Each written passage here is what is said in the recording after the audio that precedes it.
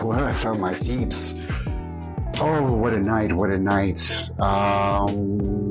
Agatha all along. What the show ended up becoming has really turned me on my head. I'll be honest. Spoilers are ahead of you guys, so if you haven't watched the show, dip the fuck out. Because I'm diving into some shit.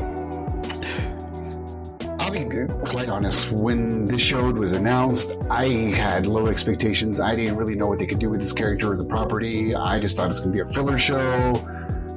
So I watched it to watch it. Boy, was I fucking wrong. I think just about everybody was wrong on this shit. This show is one of the best, top tier Marvel shows to date. I mean, it's right there with WandaVision. Honestly, it's a parallel for WandaVision. It's right there neck and neck. And literally, it runs parallel with it. Let's talk about some great acting. Let's talk about some great storytelling. Great character development. I mean, that shit had you on not pins and needles, but like really just kept you engaged in every episode. It was campy in such the great ways.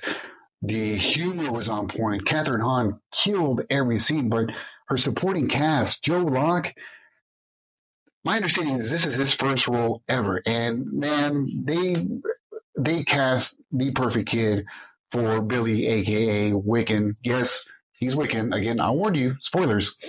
Patty Lupone as Lilia, Sashir Samada as Jennifer Kill. And if you don't know, side note, Easter egg, Jennifer Kill is also related to Johnny Blaze, aka Ghost Rider. Hopefully that comes back around. Allie Ann as Alice. The awesome Deborah Jo Rupp as Mrs. Hart. R.I.P. to all of them except for Miss Kale. And again, a standout cameo from Mr. Evan Peters as Pietro, a.k.a. Mr. Boner. But yes, the coven that she put together, or did she really put together? It was really cool seeing these characters start this journey. Let's take a step back. The first episode started just like WandaVision, where we're pulled into what felt like a true crime episode, and it captured the tones, it captured the vibes, much like Wanda did with her shows, right? And then it didn't drag on. Immediately she was pulled out by someone we don't know. It's revealed to be Billy, right? But, right from the get-go, you're like, oh, shit, okay, this isn't what I expected. This is actually going somewhere else. And then we get this introduction to the Witch's Road, which is supposed to be a journey that will grant this coven their ultimate wish. So they all start this journey together. They don't all end on this journey together. They're put through trials and tribulations. And during that process, we get flashbacks from much of our coven that I mentioned. Lo and behold, and as we should have expected, again, given what happened with WandaVision and Agatha, everything's not as it seems. And I'll be honest, I kind of caught on to what was happening right around episode 5. I had my guesses, but they did a good job of making you think something was going on and it really wasn't, flipping the script. But still, I held on to it, and I was right. By the time we got to episode 6, everything was cemented, and I was correct. It was Billy all along.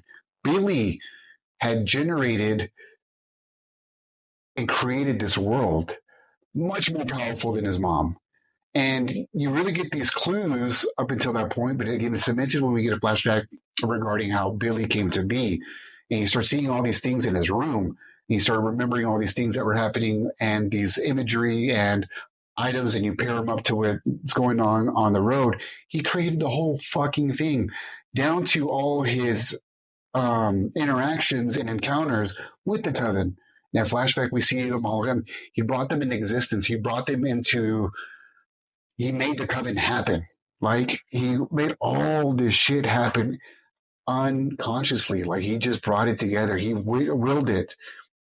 In the comics, he he has to say it, and he has to really push for these things to come to creation for his magic powers to work, or magic powers or reality bending powers, and he forges it and he makes it happen. Um, really cool way to show his gifts and his powers. Um, but also really cool to see how his soul was dropped into the body of this kid who had perished at the same time. Um, and it's not so much Agatha's journey, but it's Billy's. But also getting with some real light shed on Agatha herself. I love that they never strayed with Agatha being an asshole and just an evil person ever. She's not an anti-hero. She never flips the script. She's who she is, and she doesn't change. And that's what we need. Like, they need to stay bad, and she's bad. I mean, she is bad. We'll get around to why here in a second. But actually, fuck it. We'll get to that point. By the time everything's said and done, much of the Coven's dead. Billy has unfortunately caused their deaths through these trials and tribulations these trials that he's subconsciously created. Only Jennifer accomplishes her mission. She doesn't get her wish per se through the trial. More so, she finds out that she was bound by Agatha, and she becomes unbound by Agatha through the process and gets her powers back and goes on her way. And Billy finds his brother's soul, and that's kind of a cliffhanger. We don't get a reveal, unfortunately, or any kind of Easter egg and see him at all, but we do see, that he's found him at least, right? All in all, a great journey, right? We get a great view of how Billy came to be. Again, Agatha's thing. And then the episode ends the season ends very well, in my opinion, in episode 8. Right there, they had the great way to just sign everything off. And then we get episode 9. Episode 9 gives us a flashback to Agatha, and, she supposedly traded her son to live forever. That's what we're made to believe, right? So we get the truth. And we find out what her relationship is with Aubrey Plaza's character, Rio, who was revealed to be Death. You get clues regarding that throughout the first couple of episodes. I thought it was a figment of her imagination. I quite questioned where she was at, whether she was ever really there. And she was. Death's always around. And that was kind of a cool thing, too. Like, her presence was tripped out. But exactly how they were lovers or how their relationship was is explained at the very end also. It's cool to see that essentially back in the 1700s, Agatha's pregnant and her baby's supposed to die. Death shows up and she asks for more time, and Death says all she can do is that's all that she can give her, disappears. And from there she starts, and I'm assuming she's already been doing this, but she starts taking witches' lives. We flash forward 6 years. It turns out Nick is the one that created the Witch's Road song, the Witch's Ballad, which is a really cool Easter egg. He and Agatha, he does, and then Agatha adds onto it, but they created the song that they use to bring witches in. And that's what they do. The song becomes a ballad, brings witches towards them. And they end up running this con to bring in witches. They kill the witches. They feed Agatha and keeps her life going, which ends up keeping Death at bay. Until one day when Nick decides not to. And that is a day that Death comes for them or him and takes him away. That correlation is just, he's on borrowed time. And that's where her anger is towards him, or towards Death. She took him from him, supposedly, but no, she was paying the toll until the toll wasn't paid, and then she took Nick. And in a really weird, sweet moment, as she's taking him, she tells Nick to go give her his mom a kiss on the cheek. She does, and she takes him. That was a really gut-wrenching, emotional moment, and that's what the show also does. It really catches a lot of emotions throughout the whole season. Um, but it shows where her anger comes from and where her disdain for death is and why she's been running from death this whole time. She keeps feeding herself to keep death at bay, keep death at bay, keep death at bay. Death can't catch her because she keeps feeding her immortality.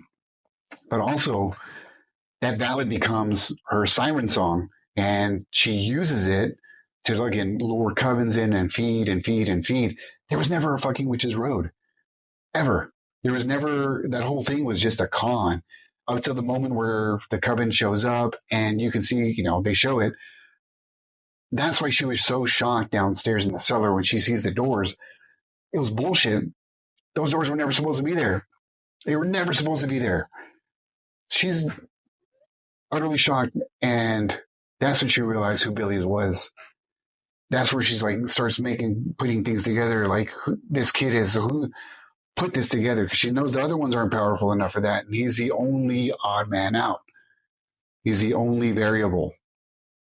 But really interesting to find out that the whole thing was a con, and that's, been her trapped all these years. And another cool payoff was seeing Billy in his Wiccan costume, which was perfect, spot on. So now, again, another member of the Young Avengers is here. We're missing Hulking officially, and Iron Lad, technically, who we were kind of introduced to with Harley in Iron Man 3. That should probably be him, or they might sub him out for Ironheart. Who knows? But all in all, great show. Great fucking show.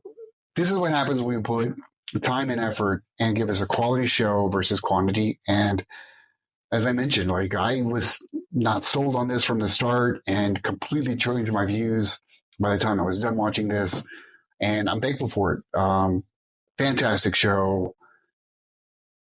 And of course, at the end, we end up with Agatha finally paying her dues. Death, you can't fight death. Death is always going to be around. She's an entity that just cannot be taken down. Like, you can't kill death. Death is a necessity. It's part of celestial balance. She realizes that, and one life has to go, either her or Billy. And it's kind of a sacrificial moment. Probably the only one she has through the whole show, but not at the same time, because she sacrificed herself, but she doesn't actually go into the light because she can't face her son at the same time. So now she's a lingering ghost with Billy. So she'll be mentoring him, looks like, leading up to season 2, whether that's season 2 of Agatha, or if that leads into Vision Quest, or maybe even into Wonder Man, because Wonder Man has a connection to Wanda in the comics. And given the glimpse I saw in the sizzle reel, it gives me a strong WandaVision vibes. It really does. But it's cool because it kind of gives a throwback to the comics where Agatha was the mentor for Wanda in the books. And now she is going to be that spiritual mentor for Billy as he searches for Speed, the other missing member of the Young Avengers, on his journey. Again, all in all, I loved it. I give it a 4.5 out of 5. Let me know what you think down below. Like, follow, share, subscribe. And remember, appreciate you.